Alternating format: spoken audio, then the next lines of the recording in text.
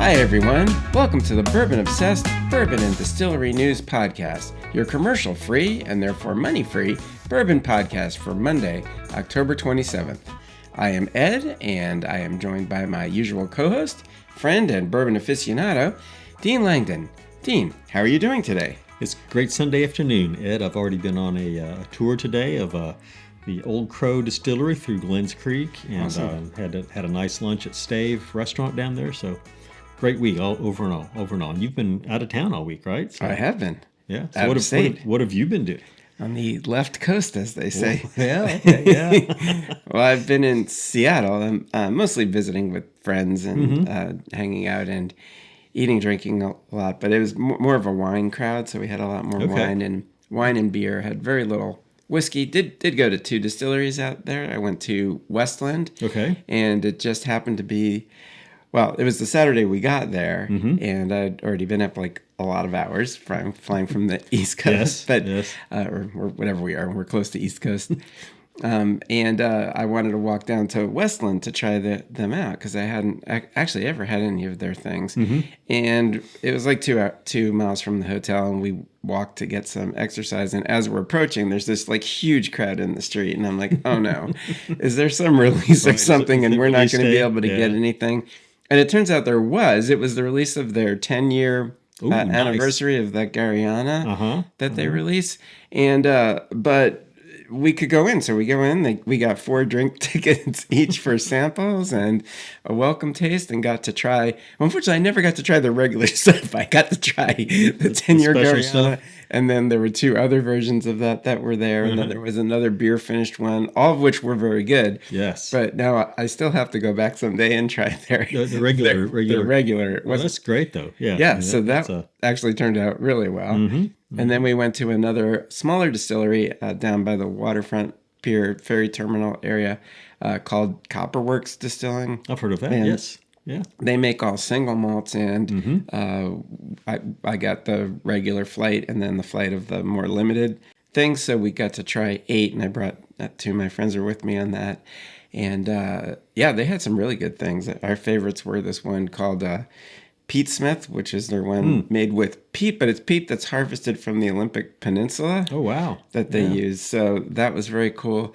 And I mean, I really liked everything that they had there, actually. But that was one of our standout favorites. And then there was one of their single barrels that we really loved. But and unfortunately, as I was telling you before the show, the 20% tax on spirits made it so that I didn't buy a bottle because I just could not bring myself to pay the 20% tax, even though I was going to get them, minus the cost of what I had paid for my taster sets. But sure. Yeah, 20% tax, man. So I wonder. I mean, I think you can get Copperworks online. And I know you can get Westland online from various places. I wonder if that lets you avoid that 20%. I assume that's a state sales tax. Yeah. So it probably is cheaper because even with the shipping, and even if you paid Kentucky tax, it would be less than 20%. Yeah. By the time you get 2 bottles or more, you're probably breaking even on that. So but that's sort of ironic that you go somewhere and have to buy it from elsewhere. Right. I know. Yeah. That doesn't help the... but does everybody, like the locals, have to do that also? Are they no, I think they have to pay it, but I don't think Washington State doesn't have state tax or something, so it makes up for it. I mean, if you're not paying income tax, then I think I'd probably be happy. I don't know. I do buy a lot of whiskey. I guess it could be the same amount, but still, I know it'd be more of a choice. Yes, that's right. Right. So, well, that sounds like a lot of fun. Those sound like 2 great distilleries. So, it was great, and we had a good time overall. I mean, they're really good restaurants in Seattle. We had a great time. Did you get to go up in the Space Needle? I do not go into heights, but I've done that. I have done that before. I sort of had to. I was invited to dinner with other friends, and I'm not going to stay on the ground and not go up. That's not really my cup of tea. Your thing is, because it's I enjoy that. I remember doing that several years ago. But I was underneath it because we went to the Chihuly Museum. Yes, which is right next door. Which is ironic as well, since I just went to the Chihuly exhibit at Makers. Yeah, some of the friends I went on a tour with Saturday at Bardstown Bourbon Company had been to Maker's Mark the day before to see the Chihuly exhibit, and so it's and bourbon is a good Yeah. mix. No, it's really nice. But both of very different exhibits between the two. I mean, much more ornate in at least in the actual museum because they don't have to move them around. Right, right. But very nice. And both the Maker's one's beautiful. If anybody hasn't been, definitely worth checking out. I think it's still December 7th. That sounds right, yeah. And I actually haven't been yet. I need to get there to see that. I need to take my beloved out there and tour it because we went the last time he had it. All right, moving on. Okay. So we have a little follow-up. So the Smoke Eye Hill, remember we discussed? Yes. So for those that may have missed the episode, it says it's a straight rye whiskey on the label, but then reading the description of it, they mention that their rye spends 5 years aging as usual, which is fine, but then it was blended with some of their flagship bourbon before bottling. And of course, you can't be a straight rye if you have bourbon blended. And so I asked for clarification, and they said it is indeed a blended rye. So, okay. I mean, I don't know if the labels we saw were the pre-release ones or there's going to need to be a correction on the next release. TTB is still shut down, right? As part of the government shutdown. So sell through. Yeah, right? Sell through while quickly. You can. So anyway, we have good clarification. So, yes. I mean, that doesn't change how it's going to taste or whether you're going to like it or not, but it's not a true straight rye. It's a blended rye whiskey, right? Yes. That's probably what we would call it. Yeah. All right, so our first news story is Sazerac, the producer of brands such as Pappy, Blanton's, Fireball, and Buffalo Trace, plans to invest approximately $1.02 billion in a new barrel aging campus in Campbellsville, Kentucky. The project has been approved for up to $2.75 million in state tax incentives and is expected to create about 50 jobs at an average hourly wage of $33.80, including benefits. The investment follows Sazerac's recent $1.2 billion expansion at Buffalo Trace Distillery and continued growth in Laurel County. The company is also planning a $38 million expansion at its Northwest Ordnance Distilling facility in New Albany, Indiana, which will increase production capacity for its U.S. distilled spirits portfolio. And one of the things they do there is bottle and blend the Fireball. Mm-hmm. Mm-hmm. In addition, Sazerac has been on an acquisition streak, most recently purchasing Western Sun Vodka and Distillery in Texas, which was its third brand acquisition in the past 18 months. Wow. Yeah. Well, it's good to see that somebody's expanding and broadening their reach. Sazerac's huge, of course. They have many brands, not just bourbon brands. We know them, of course, for the Buffalo Trace products they put out, but great for the Campbellsville area. That's a pretty big development to establish all those rick houses. They're not really employment heavy, but constructing them, building them, that seems to me to go hand in hand with their expanded production capacity in Frankfurt, right? I don't know if curious whether they're going to barrel things there or whether they'll barrel them and ship them.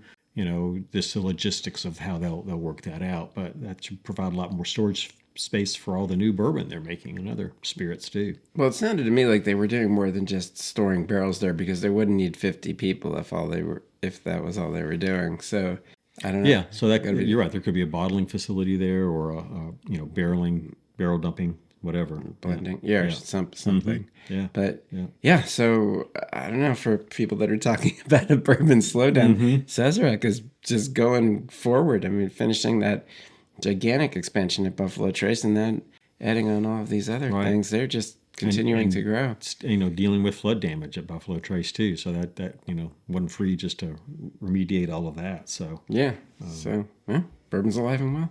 There you go. All right. So this is a sort of a follow-up to prior stories that we've had. So Westward Whiskey, we had talked about a while back. So they've announced that the U.S. Bankruptcy Court for the District of Delaware approved the sale of most of Westward's assets to a group of private investors who financed the company during its bankruptcy process. The transaction, expected to close by November 3rd, will return the Oregon-based distillery to 100% independent ownership. CEO Thomas Mooney will remain in his role as the company moves forward following its Chapter 11 restructuring. Westward reported 53% sales growth through September 2025 compared to the same period last year and expects continued momentum into the holiday season. One of the lead investors, Luis Fernando Leal of Aqua Ardens, was among the brand's original backers and has served on its board of directors since 2011. So it sort of sounds like it's staying in the family. I think so, yeah. And since you were just there, I expect their year-over-year sales next year to be like up 60% because you no doubt had... Well, I wasn't in Portland. So I looked at the... I would like to go there. I looked at the order, the bankruptcy court order that approved this sale. It was entered back on the 1st of October. The people that bought it are what we call DIP lenders, and DIP stands for debtor in possession. And so when a company goes into bankruptcy, a lot of times right away it gets a loan to continue operating so things stand on even keel while they figure out if they're going to sell it as a business or restructure it and keep it and just try and restructure the debts. And so apparently this group loaned them $2.2 million. And so they bought it for that $2.2 million credit bid, plus a cash payment of $500,000 that will go to pay unsecured creditors and people like that. Now, they did assume some liabilities as part of that also, but that's who knows how fair a price that is. I think it is sort of an insider group that bought it, but they have to put it up, if you will, for auction. They had to test the market. So the fact that nobody's willing to pay more than, let's call it $3 million, tells you something about where things are. So I think that's a great result for them. That it should be a seamless transition, we hope, and they just keep on making good whiskey and doing good things. So. Yeah, I mean, it sounds like it's not going to really affect their day-to-day. It's really just affecting the ownership. And I guess we don't know exactly what the ownership was before then. It sounds like some of the same people were involved. Right. I mean, the CEO is going to stay, and we assume he had an equity stake, and I suspect he may still keep an equity stake. And I don't know if anybody's really being harmed economically by this. Certainly some of the creditors won't be paid in full, but they're going to get paid something, and that's better than what often happens in bankruptcy. So yeah, a good result. Yeah. No. Well, we really like their whiskey, so we're certainly happy to hopefully try some more. All right, next, MB Roland Distillery has opened a new tasting room, Cave du Bourbon, located in downtown Cave City, Kentucky, near exit 53 off I-65 and just minutes from Mammoth Cave National Park. Designed with a French Quarter theme in honor of co-founder Paul's Louisiana roots, which I guess I didn't know he was from Louisiana till right now. The new location offers MB Roland's full lineup of spirits, exclusive Cave City branded merchandise, and a selection of Cajun seasonings and sauces. The distillery's flagship location remains on its original former Amish dairy farm in Pembroke, Kentucky. Visitors can find the new tasting room at 109 Broadway Street beside Dueling Grounds Distillery, which recently opened theirs as well, making it easy to park once and sip twice. That's a nice tagline. And I recall, just not too long ago, you and I were on a barrel pick at MB Roland for the Kentucky Bourbon Festival. And I do remember something about Paul having some Louisiana roots, some more southern roots, but great development for them. The more places where people can actually taste your bourbon in a public setting, I think the better off a brand's going to be. You can only have, bottle sales are limited. You want to have robust bottle sales, but if you can sell it by the drink someplace and expose people to it, who then may be just as likely to buy a bottle at the tasting room, right? That's all good stuff for them. Well, and that's a great location because, a lot of people visit Mammoth Cave, and then with two outposts of two different distilleries right there. I mean, I don't know how many people stay in Cave City, but they make cave there as well. But I assume they do in the areas. So having these tasting rooms open there certainly gives visitors something to do. And I suspect they should do very well for sales, you would think. Right, and it's just up the road from the Corvette Museum outside of Bowling Green. It's not that far from Bowling Green, and so there's a lot of attractions around there. It sounds like they're not too far off Interstate 65, so pretty easy for folks to get to. And you're right, with two of them there, there's sort of enough specific gravity to draw people to it, which I think will be good for both of them. So moving on. So, Elijah Craig Bourbon recently concluded its 6th annual Old Fashioned Week, October 10th through 19th, a celebration of the iconic cocktail and the members of the hospitality community who make them. The event raised funds for hospitality workers across the U.S., as well as in Canada and the U.K. For every Elijah Craig Old Fashioned sold, the brand donated $1 up to $100,000 to support bar and restaurant workers in need. This year in the U.S., they donated $100,000 to the Southern Smoke Foundation, which provides emergency relief and mental health services to food and beverage workers. Since its launch in 2020 and prior to this year's event, the Old Fashioned Week initiative has raised nearly $500,000 to provide emergency relief and mental health support for food and beverage professionals. In addition, Elijah Craig and VinePair are also hosting the ongoing New Era of the Old Fashioned Cocktail Contest, offering bartenders a chance to win a $15,000 grand prize and publication in the upcoming Old Fashioned Week Cocktail Companion, Volume 3. The contests can be entered up to November 1st, so that's what, Friday? Right. So Saturday. Next Saturday. Yeah. So if you're interested and you want to enter, do that, and you can do that at oldfashionedweek.com. You can find the link. Well, I like this story because it's another example of the bourbon industry giving back to the community, a national community here, probably, several countries actually, not just America, but, Right. Elijah Craig is donating funds to a charity that's going to help out hospitality workers when they need some help.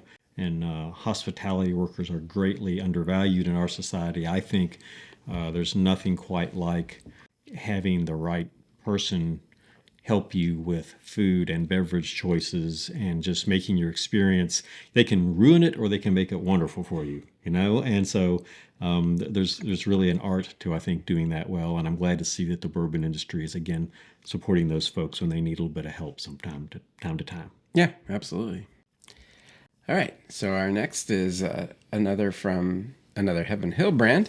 Evan Williams Bourbon, the world's second largest selling bourbon, has unveiled its new Where Bourbon Begins campaign, celebrating Kentucky's first distiller and the craftsmanship behind authentic American whiskey. The national campaign highlights the people who make Evan Williams and the shared moments that bring bourbon culture to life, from the rickhouse to the tailgate. The new 30-second spot, developed with creative agency Method One, will air nationally across broadcast, streaming, and digital platforms throughout the 2025 football and basketball seasons. As part of the campaign, Evan Williams continues to expand Bourbon Nation, which we've talked about. Mm-hmm. Its multi-year partnership with Learfield, uniting college fans through game day traditions. The brand serves as a proud partner and official bourbon or bourbon sponsor of major college programs, including Alabama, Florida, TCU, Syracuse, Ohio State, Oklahoma, Oregon, and South Carolina. Yeah, I remember we discussed that Kentucky was conspicuously absent yes. from the list. It's a Kentucky bourbon. I wonder what that is. Right. But anyway, Bourbon Nation activations include branded stadium bars, tailgate events, and in-store promotions celebrating responsible enjoyment and bourbon heritage. And you can go on the website for this, and they've actually got a cocktail for each college that they support. And, it's keyed to, their perception, I guess, of that college, and may have ingredients that, may focus on that college somehow. But there's also a sweepstakes they're having. You can enter a chance to get tickets to the championship bowl game, the college bowl game in Miami and next year. So if you're interested in that kind of stuff, there's some additional reasons to go check out the Evan Williams Bourbon Nation and their phrase "Where Bourbon Begins." I think that's a pretty good catchphrase. So. Mm-hmm. Yeah, and did you watch the little commercial? That's the one thing I did not do, is watch the commercial. So I hope. Well, it's a little feel good kind of thing. You have everybody smiling and working happily in the warehouses, and then at the end of the day, I shouldn't ruin it for everybody. Although it's it's a 30-second commercial. It's a feel good commercial. Yes, there you go. So you'll have to watch it to see the end. I don't want to ruin the suspense. and it's going to be airing for months, so you undoubtedly will see it if you watch college sports enough. You shouldn't have any problems finding it. Or you can just get it online as well. Right. All right, our next story is the American Craft Spirits Association and the California Distillers Association have announced the passage of AB 1246, a landmark direct-to-consumer shipping bill for craft distillers. Taking effect on January 1, 2026, the legislation extends temporary shipping allowances for in-state distillers and, for the first time, allows out-of-state craft distillers to ship directly into California. The bill also doubles the per-person daily sales limit from 2.25 liters to 4.5 liters and establishes new licensing and reporting requirements. Both associations praised the bill as a major win for the industry, expanding consumer access and offering critical support to small distillers facing economic challenges. The ACSA and CDA are now working with the California Alcoholic Beverage Control to finalize implementation details. And it sounded like they're having some issues with that, but... Well, I was going to say the devil's always in the details, right? Yes. And getting this worked out is going to be critical. And it sounds like it's almost like a year pilot project. So I think they just authorized it for a year. But I think this is great because direct-to-consumer is another way to help preserve the industry and grow the industry. California is a huge market. And so, conceptually, it's easier for a craft distiller in Missouri or the East Coast or in the South to ship to California than to have an export market overseas, for example. And so I think that's a great development. Hopefully they're sort of leading the way on that. And if it works well there, maybe some other states will. I know other states have DTC already, but maybe it'll help grow that portion of the market. Yeah, I mean, we know that the big impediment to these developing is the 3-tier system. And for those that don't know what that is, so you have obviously the distilleries on one side and us, the consumers, on the other side. But in the middle, you have the wholesalers and the distributors. And, for obvious reasons, they've never been huge proponents of them being bypassed in the sales process and have often used the argument for the direct-to-consumer shipping that there would be no control over underage drinking and things like that, which are not necessarily been shown to have merit. Right. But so it's very difficult. There's always people lobbying on both sides of this. And of course, in our country, everything has to be state by state. So it adds a whole other level of complexity into it. But I believe eventually you'll be able to ship spirits just like you can ship wine and with much less, I mean, not everywhere, of course, but with much less restriction. And but it's baby steps to get there. Right. And it has been trending that direction, which I think is a positive sign. I don't know anybody that has cut back, on the ability to ship or receive. It may not be there initially, but I don't know anybody who's, enacting more restrictive laws on that. So in this day and age, certainly we can track and verify things like age and things like that a little bit simple. I mean, when I order something online, I have to have an adult sign for it, right? So who does that for you? I have it delivered to my office. Well, we're all adults, so it's like it's all good. So yeah, I can't get the dog to do it yet. I'm trying to train the dog to. Yeah, I mean, I don't know how there would be deliveries to minors because they're not supposed to leave. These are supposed to require signatures, right. And they're not supposed to be left. And I mean, half the time when they're coming to my house, I have to show them an ID. So right. And I've been confused with, being 16 or I know. so. Well, a lot, I'm sure. Yeah. But at least that was my last dream. You just need to find the right UPS man to sort of, help you with that fantasy. Yes. I don't like where this is going. All right. So back to bourbon. Back to bourbon. All right. So our next story is also about or involves the American Craft Spirits Association, and they released their 2025 Craft Spirits Data Project report, revealing that the U.S. craft spirits industry contracted sharply in 2024. So it was for last year. The number of active craft distillers declined by 25.6% to 2,282, with California experiencing the largest drop down 45%.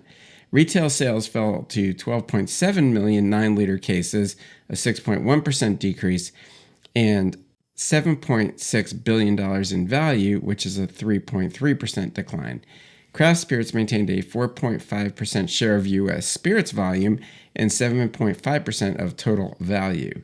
Large craft producers shifted resources to focus on sales in their respective home states as well as exports. Medium-sized craft producers do the majority of business in the home state. Small craft producers focus primarily on increasing home state sales, with this channel getting shares of sales accordingly.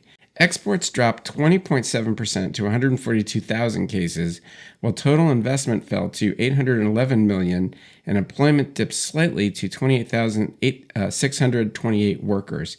Despite the downturn, ACSA noted ongoing reinvestment among producers, with sales nearly evenly split between home state markets, 48.5%, and other states. And then there's one confounding factor is that they changed their research methodology, so the way they counted the distilleries. So not all of that drop represents distillers that have gone out of business. They're just now accounted for differently. Process change. Yeah. Okay. So it's not a direct comparison, unfortunately, but I think it's fair to say it's at least overall. It's still a big down drop. somewhat. Right? I mean, if it's not 25%, if it's 20% or 18%, that's a huge drop in the number of active distilleries. And so I'm a little surprised it's that big. Yeah, I knew there were going to be some. I wonder how much of that really is the change in process. But the craft distillers, something else that was in that report is they lost some market share, and so you would expect that some, if the number of producers is going down, whatever market share they had is going to be lost. But I also think you're seeing, consumers may be reaching for their less expensive big brand products instead of being willing to take a chance on a craft distiller that might be a little bit more money. As the economy tightens up, we may see a little bit more of a cram down on those craft distillers. So stick with it. Get the tasting rooms out there, guys. Bring the consumers in. Right, and it looks like that's what they're doing. That's what I found was interesting. That we always say, although my wife tells me I am not the bourbon sales guru, but we do read all the news, so we do know what's going on. And I always feel that the secret to success for the most part is to win over your own backyard, and it sounds like that's where this is moving. I mean, if you read Large is, I don't know exactly how big Large is, but the Large is focusing on their home states as well as exports, and then the other medium and small are mainly focusing on local sales. So we've talked about this before. It's very difficult if you're a smaller scale to compete with the larger distilleries. Yeah, you're not going to be able to. Certainly not on price. Getting into the market. You have to get there. You have to probably go to all the stores. You have to do the tastings, or you have to hire people to.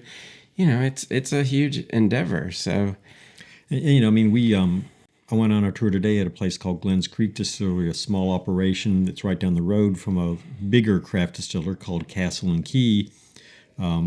We got done a little bit early, and the group I was with said, "Hey, let's stop at Castle and Key, go to the gift shop, maybe we'll buy something." And sure enough, I had at least one bottle sell to the group, and so it's that kind of local and or regional growth and maintaining that customer base that's going to help these folks survive. Yeah, that's always been my feeling, and we'll see how it all pans out. But it just seems to make sense. And I've also always thought that the big winners, once you have a whole bunch of different, overwhelming amount of things to choose from on the shelf, the big winners are the familiar brands. Like if you're new to, I get overwhelmed, and I've been doing this for a long time, and I try to keep on top of new brands and taste as much as I can. But I still get overwhelmed, and I think if you're starting out, you're just going to go for that Jim Beam white label, and you're like, I don't want to sort this other stuff out. Yeah. A new bourbon drinker is not going to start with a craft bourbon unless somebody's introducing you to that who really has a favorite. I could see somebody using a Wilderness Trail, for example, to, teach someone about how to get into bourbon, but that's going to be a limited market for that. Yeah. They will if somebody's in the store pouring it for them. But, again, that's the, boots to the pavement stuff. Sips to lips, all those things. But that takes staff, that takes time, that takes money. You can do it in your own backyard. You can't very easily do it on the other side of the country. No. Without a huge budget. So that's there's an interesting take on that. The Pursuit United brand hires ambassadors in different markets, and I don't know what they pay them, and surely it's a part-time gig, but that's an interesting model to try and spread your brand without having to bear the brunt of an actual employee and all that kind of stuff. So you got to be creative as a craft distiller, and creativity is good. We like, draw a pour, have a pour with friends, and come up with some creative ideas to grow your craft distillery. Well, the bottom line is you have to get people to taste things. So whatever it takes to make that happen. Right. I guess this is almost our last story. So Wild Turkey has launched a new Friendsgiving campaign with the Farmlink project and YouTuber Andrew Rea Babish to raise awareness about food waste and support hunger relief efforts. As part of the initiative, Wild Turkey donated $101,000 to the Farmlink project, which connects surplus farm produce to food banks across the U.S. The campaign also includes a Friendsgiving sweepstakes, giving 4 groups of friends the chance to win a private dinner in New York City hosted by Rea. Is that how you pronounce it? Do you know? I'm not sure. Andrew Rea, Andrew Ray. Not sure. Babish. I can say Babish. Yes, you can. Hopefully correctly. With cocktails crafted from Wild Turkey 101. Learn more about the sweepstakes at iHeartRadio.com/Wild Turkey. So, the only reason I'm talking about these campaigns is because everyone we've talked about has a charity component. Right. Otherwise, we're not just promoting. No, and we don't need Wild Turkey does not need our promotion. Sad to say, they're doing fine. But a neat idea. I like Friendsgiving. That's we didn't have Friendsgiving when I was a younger person, but I go to some now, and they're fun. And again, it's helping deal with surplus food and keep it from being wasted, which is a good thing. And you can win a dinner in New York with a famous chef. So it sounds pretty good, actually. I don't remember we're doing something or it's a weekday. I think I can't just jet off to New York, but it would be fun. It would, yeah. So I think it's a good marketing idea. Even the big guys are going to have to be creative in their marketing because there's still a lot of bourbon out there, and you're going to have to figure out. We see all the sports connections, all the contests, all that kind of stuff, and so. Wilderness Trail's got to do some of that stuff too to keep their sales up. Well, except we already talked about the sort of depressing aspect of that when we went over Campari, who owns both these companies, their financials, where they itemize everything about Wild Turkey and Wilderness Trail, they put under other. So that doesn't bode well, but that's a topic for another day. So, and would make me quite sad because I've been a big Wilderness Trails fan since the very beginning. Yeah. Anyway, all right. So moving on, the 2025 New York World Spirits Competition, part of the Tasting Alliance's global series of judging events, has announced the top bourbons in several major categories. And I think we went over these at some point. Not the winners, but we went over something to do with this. Some of the other categories. Because I remember not knowing what this bourbon is, and here it is again. Yeah.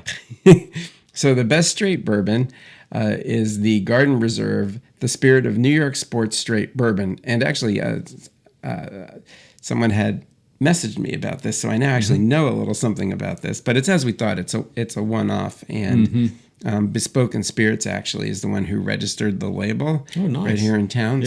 But still a one-off that I don't think anybody can get, and we won't discuss whether that should win. Right. Best straight bourbon. Yeah. Because that's a big category, not like single barrel. Yeah. But anyway, it did. So the Garden Reserve. Best single barrel bourbon was Blanton's Gold. Best wheated bourbon is Green River's Kentucky Straight Wheated Bourbon. And the best small batch bourbon was Peg Leg Porker Gray Label Tennessee Straight Bourbon. And in addition, a Ford's article stated that the Green River Wheated Bourbon was crowned the best overall bourbon at this competition as well. Though that's not on their website, which I thought was a little weird, but I guess they have an agreement with Forbes to leak this stuff ahead of time. Because we talked about also, for those that missed that episode, that these competitions do not announce everything all at once, which I think is where we talked about these bourbons before. They announce like their gold medal winners, but then they won't announce best of category until later, and best of show, and all their other categories, which is why it sounds like there's always constantly a competition going on, which there actually is. But there's also The ones that are going on have happened. They stretch out their awards over months to get the media attention. Right. And I'm glad we can contribute to that. Well, there you go. Yeah. So they need to help us with that. So we're helping them with it. So I think that's a coup. We're going to get the scoop next year. That's right. Yeah. Assuming the Green River Weeded took best overall, that's a real coup for Green River and quite a big jump for them. I think that's awesome. I hope I'm sure Forbes is accurate about that. I can't imagine they would make that up. Well, I asked for clarification on it, and apparently that is how these are being announced. Yeah. So okay. I don't know, Forbes pays. I'm sure money's involved. One way or the other, here, right? Yes. We're your money-free podcast. Yes. I don't believe Forbes is money-free. No, Forbes is definitely with a name like Forbes, it should not be money-free. No. So yes. And the other thing Green River does is it gives us the perfect segue into what we're drinking here. It does. Yes. So this is one of the latest ones from Wheelhorse. We had talked about it on one of our new releases podcasts. What we're drinking here is Wheelhorse bourbon whiskey finished in Baltic Porter beer barrels. And the beer barrels are from Narragansett Brewery, which is local to the distillery, and the distillery where the segue is for Green River, they source their whiskey or contract distill either way from Green River in Owensboro, and then it goes to where they are, and it was one of their bourbon barrels that went to Narragansett where the porter was aged, and then that barrel went back to Wheelhorse. To finish this bourbon.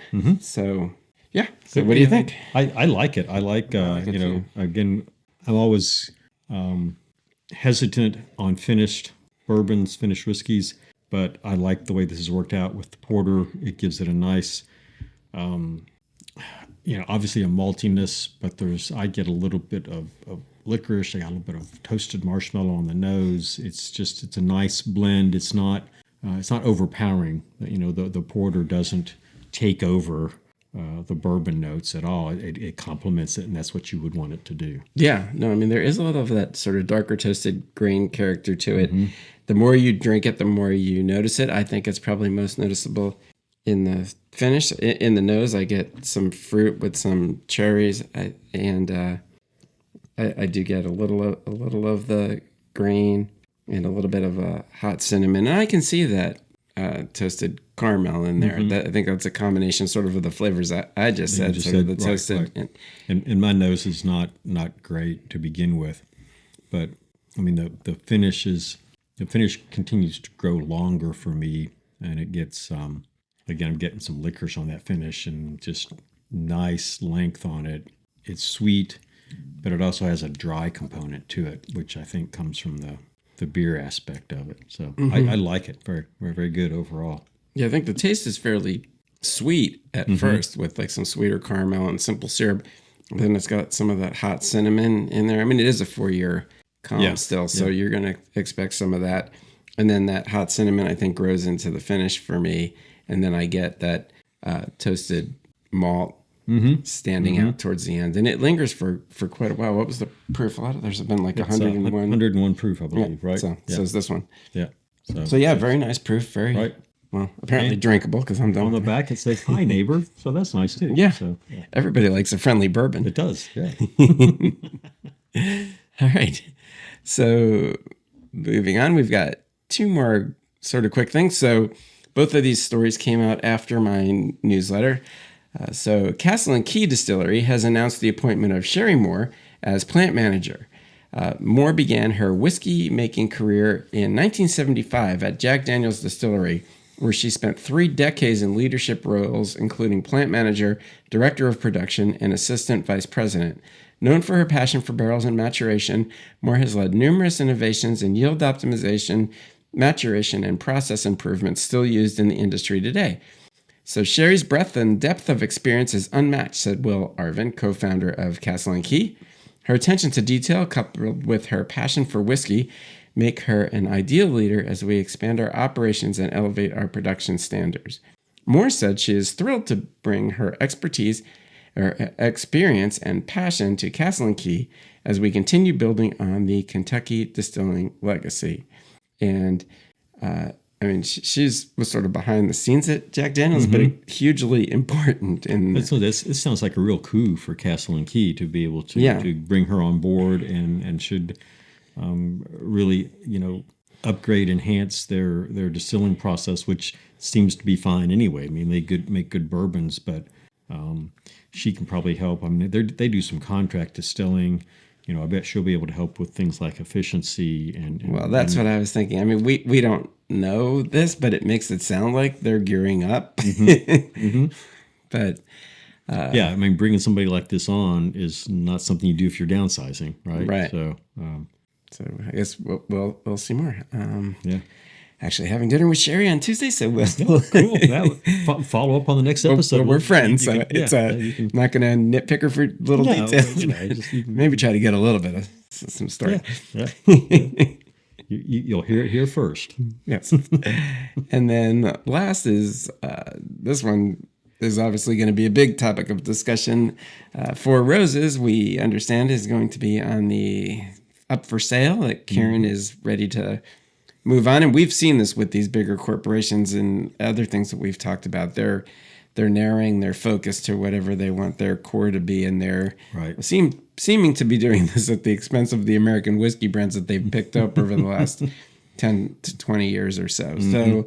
So it's going to happen again, and we've talked about on Bourbon Pursuit, but Fred Minnick has predicted for, as far as I can remember, that Four Roses would be sold this year when they're making their yearly predictions, and he's finally going to be right. Right. Yeah. Yeah. So that's a pretty big... That is. And I mean, the story I saw certainly didn't make me think this was a definitive thing. I mean, there's not a buyer that's been identified or anything like that.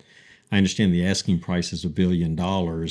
You think it'll go for that? I guess is another... Well, I mean, we'll see. We'll see. I mean, it's a well-known brand, but this is not things are devalued at the moment. They are. That's right. So, apparently the parent company also works in pharmaceuticals and healthcare, and they've chosen to go that direction as opposed to the spirits direction. And so I always knew them for beer. I mean, Kirin beer, Kirin Ichibana, right? Yeah. So I don't know if they're going to try and divest from that also or not. But I would. I mean, isn't that their core?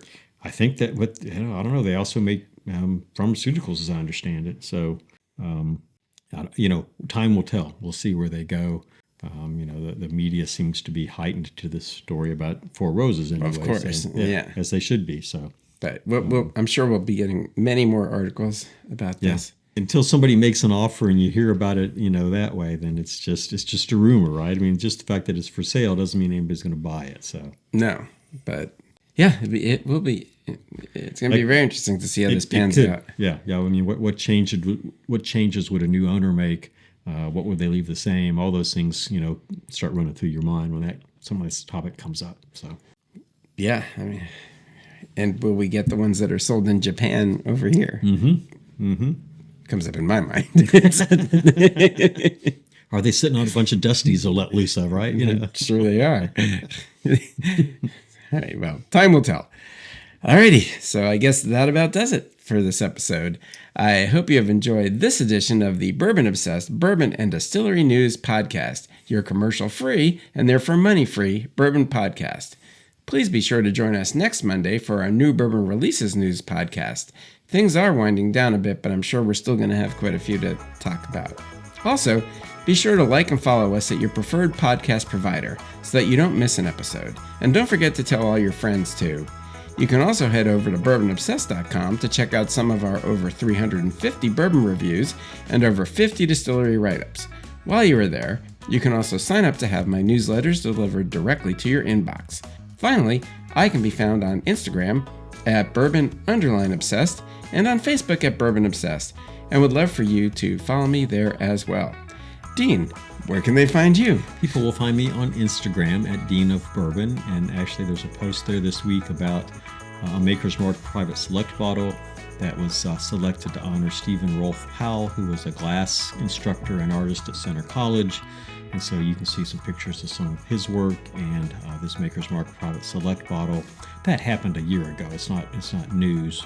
new news, but I saw that. It is now. It is now. So, and there'll be some posts this week about some Dusties I was fortunate to try this past week, and the tour I took just this afternoon at Old Crow Distillery, which is an abandoned but very historical place. And so look for some photos and some commentary about that. All right, sounds good. Okay, everybody, we'll see you next time. Cheers. Cheers.